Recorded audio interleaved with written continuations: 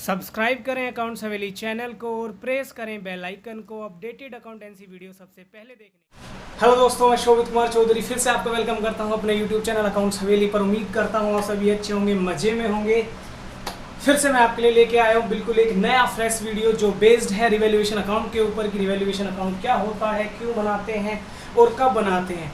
इसे बताने से पहले स्टार्ट करता हूँ एग्जाम्पल के साथ और बेटा करता हूँ आपसे शुरुआत। चलिए मान लेते हैं तीन दोस्त 12th में पढ़ रहे हैं, साथ साथ पढ़ रहे हैं, जिनमें से क्या है कि दो दोस्त पढ़ने में थोड़ा अच्छे नहीं हैं और जो तीसरा दोस्त है वो पढ़ने में बहुत अच्छा है। सभी स्टडी में लगे हुए हैं, 12th का रिजल्ट आ जाता है, बहुत अच्छे से पास होते हैं। तो मिस्टर ए और मिस्टर बी उनका रिजल्ट कुछ खास नहीं आता क्योंकि वो पढ़ने में इतने अच्छे नहीं थे। तो जो मिस्टर सी थे उनका रिजल्ट बहुत अच्छा आता है, वो अकाउंट्स हवेली से पढ़ रहे थे। तो अकाउंट्स हवेली से पढ़ के उनका रिजल्ट बड़ा अच्छा आता है। मिस्टर ए और मिस्टर बी का रिजल्ट इतना अच्छा नहीं आता है। अब हुआ क्या, मिस्टर ए और मिस्टर बी ने एक बिजनेस स्टार्ट किया। उन्होंने आपस में प्लान डिस्कस किया और सी से भी कहते हैं कि भाई mister A, mister B and mister C आपस में बैठते हैं, गैदरिंग करते हैं, कहते हैं चलो हम एक बिजनेस स्टार्ट करते हैं। तीनों में बातें हुई, बिजनेस स्टार्ट करेंगे। तीनों अपने अपने घर चले गए। डिस्कशन करने के बाद में, घर जाने के बाद में अपने पेरेंट्स से बताया जी हाँ एक बिजनेस हम स्टार्ट करने वाले हैं। जैसे ही पेरेंट्स ने सुना बिजनेस स्टार्ट करने वाले, ए और बी के पेरेंट्स खुश हुए, उन्होंने कहा ठीक है बिजनेस कर लो मिलके। लेकिन जब सी ने अपने घर जाकर ये वाली बात बताई कि वो ए और बी के साथ बिजनेस करना चाहता है, तो सी के पेरेंट्स ने कहा कहाँ इन गधों के साथ जा रहे हो, इनके साथ बिजनेस करोगे ये आपको डुबा देंगे। तो ऐसा कहते हुए मिस्टर सी के घर वालों ने नसीहत दी कि नहीं उनके साथ मत जाओ, वो पढ़ने में अच्छे नहीं है। लेकिन क्या हुआ, बाद में मिस्टर ए और बी ने भी अकाउंट्स हवेली ज्वाइन कर लिया बीकॉम के लिए, और वो हमारे साथ पढ़ते रहे अच्छे से। और हमने उनको बिजनेस आइडिया दिया और बिजनेस आइडिया के बाद उन्होंने अपनी एक पार्टनरशिप फर्म बना ली और उन्होंने एक पार्टनरशिप फर्म स्टार्ट कर दी। 1 साल 2 साल उन्होंने स्ट्रगल किया, उसके बाद पार्टनरशिप फर्म अपने फॉर्म में आ गई और बेहतरीन तरीके से चलने लगी। 5 साल बाद मिस्टर सी ने देखा यार मिस्टर ए और मिस्टर बी तो धमाकेदार प्रॉफिट कमा रहे हैं, अब उसका भी दिमाग चलता है। दिमाग चलने का मतलब ये नहीं बेटा वो पागल हो जाता, आगरा या मेरठ चला जाता। दिमाग चलने का मतलब वो माइंड में प्रोसेस करता है, इवेल्युएट करता है, यार इट्स बेटर कि मैं इनके साथ चला जाता, मुझे पता नहीं है ये अकाउंट्स हवेली के साथ में जुड़ के सर इनको इतने अच्छा बिजनेस आइडिया देंगे और इतने अच्छे से ये फर्म चला लेंगे। तो अब वो भी इनके साथ जुड़ना चाहता है। तो मिस्टर ए और मिस्टर बी के पास सी जाता है और कहता है मुझे भी फर्म में रख लो, मुझे भी फर्म में रख लो। ध्यान देना बच्चों, पहले दो पार्टनर थे, एक तीसरा आ रहा है। जैसे ही तीसरा कहेगा मुझे भी रख लो, तो ये दोनों डिसाइड करेंगे कि उसको रखेंगे। उसको रखने के लिए कुछ टर्म एंड कंडीशन डिसाइड की जाएंगी और जो ए और बी के बीच में जो पहली कंडीशन थी वो खत्म हो जाएंगी, क्योंकि उसकी जगह नई कंडीशन आ जाएंगी जो कहलाएंगी ए, बी और सी के बीच में।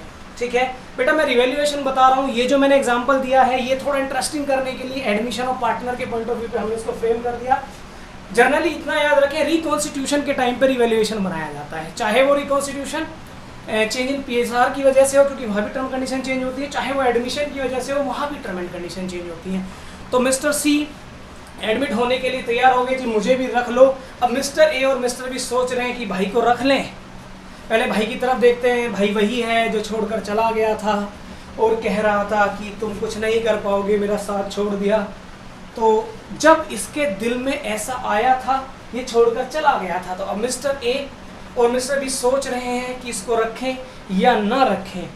तो ऐसा सोचते हुए वो कहते हैं चलो हम रख लेते हैं, ये भी अपना भाई है, अपना दोस्त ही है, इसने तो हमें उस समय धोखा दे दिया, पर कोई बात नहीं हम इसको रख लेते हैं। तो मिस्टर ए और मिस्टर बी बोलते हैं मिस्टर सी से कि मिस्टर सी देखिए आप हमारे बिजनेस में आ जाइए, हमें कोई फ़र्क नहीं पड़ता है। आप आएंगे तो कैपिटल लगाएंगे जिससे हमारी फर्म की कैपिटल बढ़ेगी, ज़्यादा फर्म के पास कैपिटल होगी तो हमारे पास ज़्यादा परचेसिंग पावर आएगी, तो हम ज़्यादा बिजनेस अच्छे से चला पाएंगे। लेकिन आपको रखें कैसे, सवाल ये था कि आपको एडमिट जो करें किन शर्तों पे करें।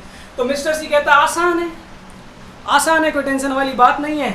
आपने अपने बिजनेस में जो एसेट्स खरीदी हुई है, जो लैंड एंड बिल्डिंग खरीदी थी भाई, आप दोनों ने मिलके खरीदी थी, 12 लाख रुपए की खरीदी थी, 6-6 लाख रुपए आप लोगों ने डाले थे, तो टेंशन काहे की है। 12 लाख की बिल्डिंग है, जब बटे 2 करे थे, अब बटे 3 करके मुझसे भी 4 लाख रुपए ले लो। मिस्टर सी समझा रहा है कि भैया 12 लाख रुपए की बिल्डिंग थी, आप बटे 2 किए थे क्योंकि जब 2 लोग थे तो तुम लोगों ने 5-5 लाख रुपए डाले, आज 4-4 लाख हो जाएंगे, 2-2 लाख रुपए मैं तुम दोनों को दे देता हूँ, उसमें कोई दिक्कत नहीं है। मैंने एक पॉइंट लिया है सिंपली समझाने के लिए, हालांकि ओवरऑल कैपिटल जो लेंगे वो सब चीज़ों को कंसिडर करके लेंगे, लेकिन मैं रिवैल्यूएशन के पॉइंट ऑफ व्यू बात करता हूँ तो वहाँ समझें, ठीक है। कुछ लोग होते हैं जो मीन मेक निकालने की हेटर्स की आदत होती है, उनके बारे में नहीं बात करें, अभी आप समझें, आपके पॉइंट ऑफ व्यू से मैं बता रहा हूँ कि क्या है। वो हमसे ज़्यादा नहीं जानते, लेकिन आपको समझाने के लिए हमें ये फ्रेमिंग करनी पड़ रही है, तो आप फोकस करें, बस आप इस चीज़ पर ध्यान दें। तो मेरे बच्चा, अब मिस्टर ए और मिस्टर बी प्यार भरी निगाहों से सी की तरफ देख कर बोलते हैं, जब दे रहे थे तुम दिल में किसी और को जगह, और अब हमारे पास आए हो तो हमसे कहते हो 5 साल पुराने रेट पर। 5 साल पहले ये लैंड एंड बिल्डिंग जो हमने 12 लाख रुपए में खरीदी थी, हम दोनों भाइयों ने 5-5 लाख दिए थे। आज भी हम इसकी वैल्यू 12 लाख मान के आपको एडमिट कर ले तो वो कहते हैं सुनो मिस्टर सी, अब ऐसा नहीं हो सकता, अब ऐसा नहीं हो सकता। आप अपने दिमाग से कंफ्यूजन निकाल दीजिए कि ये बिल्डिंग 12 लाख की है। आप जाकर पता कीजिए इस बिल्डिंग की आज कीमत क्या है। आप एडमिशन आज ले रहे हैं तो 5 साल पहले वाली बातें हम नहीं चलेंगी। आज के टाइम पे जो भी हमारी बिजनेस की वैल्यू निकलेगी, जो भी हमारी एसेट्स की वैल्यू निकलेगी, जो भी हमारी लायबिलिटीज़ की वैल्यू निकलेगी, आज की वैल्यू के हिसाब से डिसीजन लिए जाएंगे और हम अपनी एसेट्स और लायबिलिटी को रिवैल्यू करेंगे। उसी के लिए ये कॉन्सेप्ट आया है रिवैल्यूएशन अकाउंट का। मींस जो लैंड एंड बिल्डिंग हमने बैलेंस शीट में लिखी हुई थी 10 लाख की, वो 5 साल पहले की थी। फॉर एन एग्जांपल आज उसकी वैल्यू 15 लाख की है, तो हम मिस्टर सी को बताएंगे कि भाई ये लैंड अब हमारी 15 लाख की है। तो जो भी डिसीजन फर्म में होगा वो 15 लाख के हिसाब से होगा, 10 लाख के हिसाब से नहीं होगा। आज की वैल्यू को कंसिडर करेंगे। यहीं से कॉन्सेप्ट निकल के आता है रीवैल्यूएशन। मीन्स हम एसेट्स और लायबिलिटी का रीवैल्यूएशन करेंगे। सिंपल सी बात, क्या करेंगे हम? एसेट्स और लायबिलिटी का रीवैल्यूएशन करेंगे। और रीवैल्यूएशन करने का चाहे प्रॉफिट हो चाहे लॉस हो, उसको हम लोग रख लेंगे। उसके बाद हम देखेंगे हमारा वैल्यूएशन क्या है और फिर आपको बताएंगे आपको कितनी कैपिटल लानी है या व्हाटएवर आपको क्या करना है। तो आप आज की शर्तों पे फर्म में एडमिट होंगे, 5 साल पहली बातें आप नहीं दोहराएंगे, ठीक है। इसके अलावा बहुत सारी बातें होंगी कि उस टाइम आप 5 साल पहले आते तो बिजनेस में रिस्क रहता, लॉस हो सकता था। आज 5 साल बाद आप आ रहे हो तो आप लॉस के लिए तो जगह ही नहीं है। ए और बी का नाम ही इतना है, नाम बिक रहा है, तो नाम से ही लोग इकट्ठा हो जाते हैं, तो उसको गुडविल बोलते हैं। तो फिर हम इससे गुडविल भी मांगेंगे, यानी कैपिटल तो मांगेंगे ही, वैल्यूएशन और बैलेंस शीट के हिसाब से देख लेंगे बैलेंस शीट की क्या वैल्यू है, इसका हिस्सा कितना पड़ता है, लेकिन आज की वैल्यू के हिसाब से साथ में, क्योंकि ये घुसते ही प्रॉफिट कमाने लग जाएगा और हमें कुछ हिस्सा सेक्रीफाइस करना पड़ेगा, तो उसके हिसाब से हम इससे गुडविल भी ले लेंगे। वो गुडविल का पॉइंट जब आएगा तब इसके बारे में सेपरेट बात करेंगे। तो मीन्स ये हुआ कि उसके आने पर हम रिवैल्यूएशन करेंगे एसेट्स और लायबिलिटी का। सोचो यही होना भी चाहिए। ऐसे मान लो, चलो आपने कह रहे दोस्त है कोई बात नहीं 12 लाख में इसको एडमिट कर लेते हैं। 12 लाख में हमने इसी को एडमिट कर लिया, 12 लाख के हिसाब से हमने इसको हिस्सा दे दिया, लैंड एंड बिल्डिंग 12 लाख की रखी।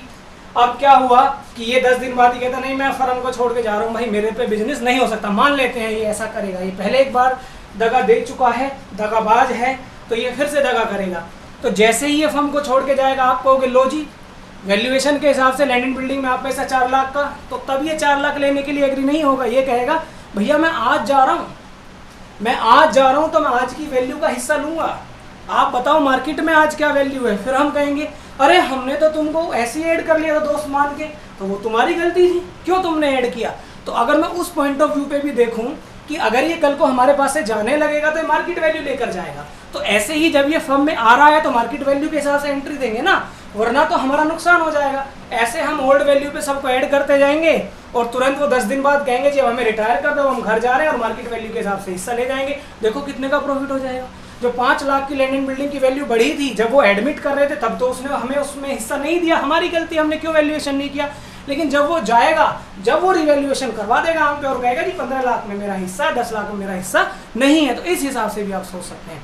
तो सिंपली कोई भी पार्टनर एडमिट होगा, कोई पीएसआर में चेंज होगा, कोई रिटायरमेंट होगा, इन सिंपल वन वर्ड अगर कोई भी रिकॉन्स्टिट्यूशन फर्म में होगा तो हमें क्या करना पड़ेगा, रिवैल्यूएशन करना पड़ेगा। किसका रिवैल्यूएशन करते हैं, एसेट्स और लाइबिलिटीज का। जर्नली कुछ वर्ड लिखता हूँ, ढंग से देखेंगे बेटा। रिवैल्यूएशन एक नॉमिनल अकाउंट है, तो लिख लेता हूँ मैं सबसे पहले इसको, सबसे पहले लिख लेता हूँ मैं, मेरे साथ साथ लिखेंगे। It is a nominal account कैसा अकाउंट है मेरे बच्चों? ये एक नॉमिनल अकाउंट है। इसमें हम क्या लिखते हैं? इसमें हम क्या करते हैं?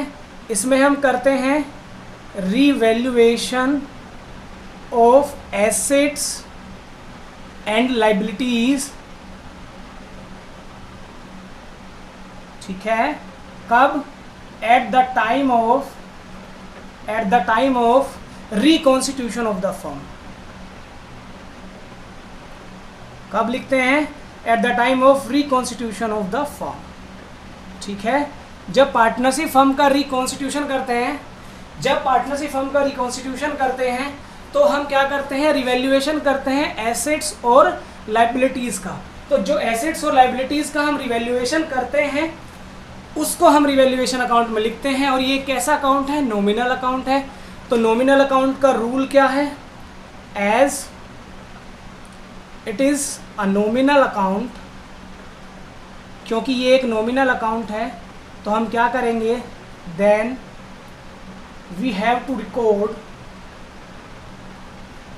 बी केयरफुल बच्चों, credit side of revaluation account और मेरे बच्चा ऑल एक्सपेंसेस, कोई एक्सपेंसेस अगर होगा या losses, debit side of revaluation account. ठीक है, कौन सी साइड लिखेंगे? लॉसेस को हम मेरे बच्चा डेबिट साइड लिखेंगे, प्रॉफिट को हम कहाँ लिखेंगे? क्रेडिट साइड लिखेंगे। अब बात हमें करनी है कि लॉस क्या है, प्रॉफिट क्या है। अब हमें सोचना ये है कि सर हमारा लॉस क्या है और हमारा प्रॉफिट क्या है। ये तो आपने बता दिया कि हम इस अकाउंट में लॉस प्रॉफिट इंक्लूड करेंगे, कंसिडर करेंगे, लेकिन ये तो बता दो प्रॉफिट क्या है, लॉस क्या है। तो बेटा इस वर्ड पे आओ कि हम यहाँ पर क्या लिख रहे हैं? एसेट्स और लाइबिलिटी का रिवैल्यूएशन लिख रहे हैं। मतलब एसेट्स और लाइबिलिटी की वैल्यू में रिवैल्यूएशन का सिंपल अगर और वर्ड में लेकर जाऊँ मैं, तो कितना चेंज हुआ है एसेट्स और लाइबिलिटी की वैल्यू में, वो हमें लिखना है। तो बेटा चेंज दो होंगे, या तो चेंज होने से हमारा फायदा होगा या चेंज होने से हमारा नुकसान होगा। तो हमें कन्वर्ट कर लेना है एसेट्स और लाइबिलिटी के उस चेंज को प्रॉफिट और लॉस में, और अकॉर्डिंगली रिवैल्यूएशन अकाउंट में ट्रांसफर कर देंगे। ठीक है, तो आप खुद बताएंगे। जैसे मैं बोलता हूँ मेरे बच्चा, मैं आपसे बोलता हूँ कि ये मेरी एसेट्स है और मेरी एसेट्स की वैल्यू इंक्रीज हो रही है। मेरी एसेट्स की वैल्यू क्या हो रही है? इंक्रीज हो रही है। बताओ एसेट्स, ऐसे बोल दूं कि अगर, हालांकि ट्रेड पर्पज के लिए नहीं है लेकिन फिर भी बोलता हूं अपनी सहूलियत के लिए, आपके याद रखने के लिए, ऐसी चीज अगर हम इसको बेचने पे आए तो एसेट्स बेचने से हमें पैसे ही मिलते हैं। जैसे मेरे पास एक फैन एक्स्ट्रा पड़ा हुआ था, मेरे लिए यूजफुल नहीं था, मैंने उठाकर बेच दिया, तो क्या आएंगे? पैसे आएंगे। तो मान के चलो उस फैन की वैल्यू इंक्रीज हो रही है, तो सर अगर आप उसको बेचने जाएंगे, बेचा नहीं है, बेचने जाएंगे तो आपको प्रॉफिट होगा।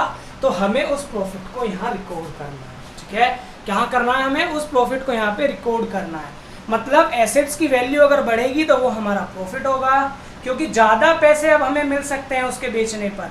लेकिन अगर एसेट्स की वैल्यू डिक्रीज होगी तो वो हमारा लॉस होगा, क्योंकि अगर मैं अब उसको बेचने जाऊँगा मेरे बच्चा, तो अब ज़्यादा नहीं, मुझे कम पैसे मिलेंगे। तो वो चीज़ मैंने यहाँ लिख दी कि एसेट्स को बेच दूंगा तो फ़ायदा होगा, तो प्रॉफिट है। अगर एसेट्स की वैल्यू कम हो जाएगी तो नुकसान है। तो अब याद करो रिवैल्यूएशन ने क्या कहा था? प्रॉफिट कहाँ लिखे जाएंगे? Credit side. लॉस कहाँ लिखे जाएंगे? Debit side. सर मैं लिंक कर पा रहा हूँ। इसका मतलब अगर एसेट्स की वैल्यू बढ़ेगी तो क्रेडिट साइड रिवैल्यूएशन के लिखी जाएगी, और एसेट्स की वैल्यू घटेगी तो डेबिट साइड रिवैल्यूएशन की लिखी जाएगी। सर कौन सी वैल्यू? जो नई वैल्यू है या जो पुरानी वैल्यू? ना बेटा, ये जो क्रेडिट में मैंने लिखने की बात की है वैल्यू, या ये जो डेबिट में मैंने लिखने की बात की है, ओनली इंक्रीज वाली अमाउंट, ओनली इंक्रीज वाली अमाउंट। कौन सी अमाउंट? वो अमाउंट जो इंक्रीज हुई है केवल वो रिवैल्यूएशन में जाएगी। और यहाँ पे लिख देता हूँ ओनली डिक्रीज वाली अमाउंट। ठीक है, जो अमाउंट कम हुई है वो रिवैल्यूएशन के डेबिट साइड जाएगी। ठीक है, मतलब ये नहीं लिखना कि नई वैल्यू जो आई है उसको लिख देना। नई और पुरानी वैल्यू के बीच का जो डिफरेंस है, जितने से मेरी वैल्यू बढ़ी है या जितने से मेरी वैल्यू घटी है, वो लिखना है। उसी को तो प्रॉफिट या लॉस बोलते हैं। तो इसका मतलब जितने का प्रॉफिट या जितने का लॉस हमें हो रहा था, केवल हमें वो लिखना है, ना पुरानी वैल्यू लिखनी रिवैल्यूएशन में ना नई वैल्यू लिखनी रिवैल्यूएशन में, हमें लिखना है कितने से बढ़ा है कितने से घटा है। ये बात कर ली हमने एसेट्स के बारे में। अब सर लायबिलिटी के बारे में बता दो। बेटा अगर हमारी लायबिलिटी की वैल्यू इंक्रीज हो जाएगी, लायबिलिटी का मतलब ऐसे लिख दूं कि उधार का पैसा, लायबिलिटी का मतलब मान लेते हैं उधार का पैसा, हमने किसी से पैसा उधार ले रखा है। अब उधार का पैसा लिया है तो मेरे बच्चा वापस तो देना पड़ेगा, मान लेते हैं लायबिलिटी मतलब एक सिंपल लाइन में उधार का पैसा। अब उधार का पैसा वापस देना पड़ेगा, तो अगर उधारी बढ़ती जा रही है तो ज़्यादा पैसे देने पड़ेंगे, कम देने पड़ेंगे, ज़्यादा देने पड़ेंगे। तो सर ऐसा तो ये लॉस हो गया। अगर किसी चीज़ के ज़्यादा पैसे मुझे देने पड़ रहे हैं तो वो तो लॉस हो गया, ज़्यादा मिल रहे थे तो फ़ायदा हो गया। सर एसेट्स क्योंकि बेच सकते हैं तो जब ज़्यादा में एसेट्स बिकेगी फ्यूचर में तो फ़ायदा होगा, रिकॉर्ड कर लिया। लायबिलिटी के ज़्यादा डिमांड कर रहा, ज़्यादा पैसे मांग रहा है तो वो हमारा लॉस हो गया, ठीक है। ऐसे ही अगर हमारी लायबिलिटी की वैल्यू डिक्रीज हो गई, कम हो गई, तो बेटा वो हमारा प्रॉफिट होगा। सर लायबिलिटी की वैल्यू कम हो गई तो वो हमारा प्रॉफिट होगा। ओके सिंपल है। तो इसका मतलब मीनिंग साफ है कि ये जब इंक्रीज हुई थी लायबिलिटी तो लॉस हुआ था, और लॉस जाते हैं डेबिट साइड में, प्रॉफिट हुआ था तो ये जाते हैं क्रेडिट साइड में। तो एक मीनिंग में, एक लाइन में अगर मैं क्रक्स लिखना चाहूँ कि सर हमें तो याद करवा दो, हमें तो एक लाइन में रूल बता दो कि क्या करेंगे, तो एक लाइन में रूल है अगर एसेट्स की वैल्यू इंक्रीज होती है, ये सिंबल मैं इंक्रीज के लिए बनाता हूँ, तो आप उसको क्रेडिट में लिखेंगे। अगर मेरे बच्चा लायबिलिटीज़ की वैल्यू इंक्रीज होती है तो आप उसको रिवैल्यूएशन के डेबिट साइड लिखेंगे, ठीक है। पहली चीज़ याद रखेंगे। दूसरी, अगर सर एसेट्स की वैल्यू डिक्रीज होती है तो मेरे बच्चा आप उसको डेबिट साइड लिखेंगे, ठीक है। अगर एसेट्स की वैल्यू डिक्रीज होती है तो नुकसान हो जाएगा हमारा, और अगर हमारी लायबिलिटी की वैल्यू डिक्रीज होती है तो फ़ायदा हो जाएगा, कम पैसे देने पड़ेंगे तो उसको क्रेडिट साइड लिखेंगे। इतना सा हमें काम करना है, ठीक है मेरे बच्चों। तो ये कुछ बात हुई सिंपल एसेट्स और लायबिलिटी के बारे में, जो मैंने आपको बताया कि एसेट्स की वैल्यू बढ़ेगी तो क्या होगा, एसेट्स की वैल्यू घटेगी तो क्या होगा, लायबिलिटी की वैल्यू बढ़ेगी तो क्या होगा, लायबिलिटी की वैल्यू घटेगी तो क्या होगा, ठीक है। इसके अलावा मैं कुछ और बात भी आपसे करना चाहूँगा। अब मैं यहाँ पे लिख देता हूँ कुछ, मान के चलिए अनरिकॉर्डेड, कुछ मेरे बच्चा हमें अनरिकॉर्डेड एसेट्स दे रखी हैं। अनरिकॉर्डेड एसेट्स वो एसेट्स होती हैं जो ओल्ड बैलेंस शीट जो हमें दे रखी है ओल्ड बैलेंस शीट में नहीं है, मींस ओल्ड बैलेंस शीट में उनकी वैल्यू 0 है, ओल्ड बैलेंस शीट में वो नहीं है, लेकिन क्वेश्चन में जो एडिशनल इंफॉर्मेशन होगी उस एडिशनल इंफॉर्मेशन में उस एसेट्स की कुछ वैल्यू गिवन होगी। क्या होगी? उस एसेट्स की कुछ वैल्यू गिवन होगी हमें एडिशनल इंफॉर्मेशन में, उसको बोलते हैं एडिशनल एसेट्स। इसको ऐसे भी समझो, फॉर एन एग्जाम्पल मान के चलो हमारे पास एक प्रिंटर पड़ा हुआ था, प्रिंटर हमारे लिए यूजलेस था क्योंकि हमने एक नया प्रिंटर ले लिया, तो या ऐसे कह दो हमने उसको फुल्ली डेप्रिसिएटेड कर दिया, पूरा डेप्रिसिएशन लगा के उसको खत्म कर दिया और उठाकर उसको अलग फेंक दिया। नया प्रिंटर आ गया था, नए प्रिंटर को हम यूज कर रहे थे, फिर हमने एक दिन क्या हुआ, वो प्रिंटर हमारे सामने आया और हमने देखा कि यार ये प्रिंटर तो बिक सकता है, ये प्रिंटर बिक सकता है क्योंकि बेशक ये फुल्ली डेप्रिसिएट हो गया है लेकिन यूज में है, काम आ सकता है। आपने पढ़ा था डेप्रिसिएशन की डिसएडवांटेज में एसएलएम में कि ये डेप्रिसिएशन क्योंकि एक एस्टिमेशन होता है, एक्चुअल वैल्यू में पता नहीं, अनुमान से लगाते हैं, तो कभी कभी ऐसा होता है रियल में एसेट्स पूरी डेप्रिसिएट हो जाती है बुक्स में, पर एक्चुअल में वो काम कर रही होती है। तो जब बुक से डेप्रिसिएट हुई तो बैलेंस शीट से तो 0 हो गई, अब कोई रिवैल्यूएशन आया, रिवैल्यूएशन हम उसका कर रहे हैं तो उस एसेट्स को कंसीडर कर लेंगे, अनरिकॉर्डेड एसेट्स मान लेंगे। या ऐसे कह लें कोई एसेट्स थी जिसको हम रिकॉर्ड करना भूल गए थे, बाद में हमें पता चला यार ये एसेट्स भी है जिसको हमें लिखना है। जैसे होली दिवाली नहीं होता, घर की सफाई करते हैं, कुछ चीज़ मिल जाती है और ये है हमारे पास, चलो इसको बेचेंगे, ओएलएक्स पे 2000 रुपये मिल जाएंगे। तो ऐसे ही जब नया पार्टनर एडमिट होगा तो पुरानी बैलेंस शीट की सफाई करेंगे। पुरानी बैलेंस शीट की सफाई इसलिए करेंगे कि ऐसा ना हो कोई चीज़ हमने जोड़ी हो और वो नए के पास चली जाए, अरे जब मैंने पुराने ने ए और बी ने जोड़ी है तो सी को कैसे दे देंगे, सी तो बहुत चालाक आदमी है, जब उसे लग रहा था लॉस होगा तो वो आ भी नहीं रहा था, आज प्रॉफिट उसे दिख रहा है तो हमें आने के लिए तैयार है, भागा भागा हमारे पास आ रहा है। तो इसीलिए हम सारी चीज़ों को चेक करेंगे, पूरी दुकान की सफाई करवा देंगे और वहाँ से हमें पता चला कि एक एसेट्स मिल गई जो काम की है अभी भी, तो हमने कल लिखो, इसको भी रिकॉर्ड कर सकते हैं और उसको रिकॉर्ड करेंगे at the time of revaluation, ठीक है। तो उस एसेट्स की जो भी वैल्यू होगी उसको हम रिकॉर्ड करेंगे, तो वो हमारे लिए क्या होगी, वो हमारे लिए होगी मेरे बच्चा प्रॉफिट।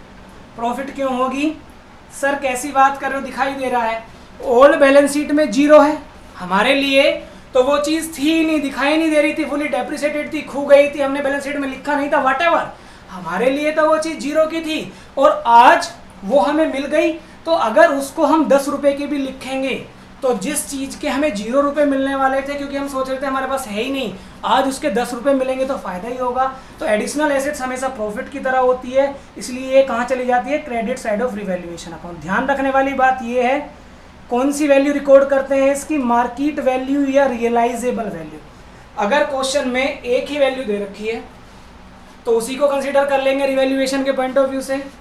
अगर क्वेश्चन ने 2 वैल्यू दे रखी हैं, बुक वैल्यू और मार्केट वैल्यू, तो बुक वैल्यू को आप कुछ भी नहीं करोगे, इग्नोर कर दोगे, हम रिकॉर्ड करेंगे केवल कौन सी वैल्यू, मार्केट वैल्यू। ये बात दिमाग में रख के चलोगे, ठीक है। अनरिकॉर्डेड एसेट्स की तरह सर क्या आ सकती है, अनरिकॉर्डेड क्या आ सकती है, अनरिकॉर्डेड लाइबिलिटी आ सकती है। क्या आ सकती है हमारी, अनरिकॉर्डेड लाइबिलिटी आ सकती है। फिर से सर, ओल्ड बैलेंस शीट में तो जीरो थी, हम सोच रहे थे एक भी पैसा नहीं देना है, लिखना भूल गए थे कुछ, बाद में उसका फ़ोन आया, कह रहा मेरे इतने पैसे, हमने कहा नहीं ऐसा तो नहीं है, फिर उसने हमें प्रूफ दिखाए, हमें पता चला हाँ यार इसके तो पैसे देने हैं, पहले लिखना भूल गए थे।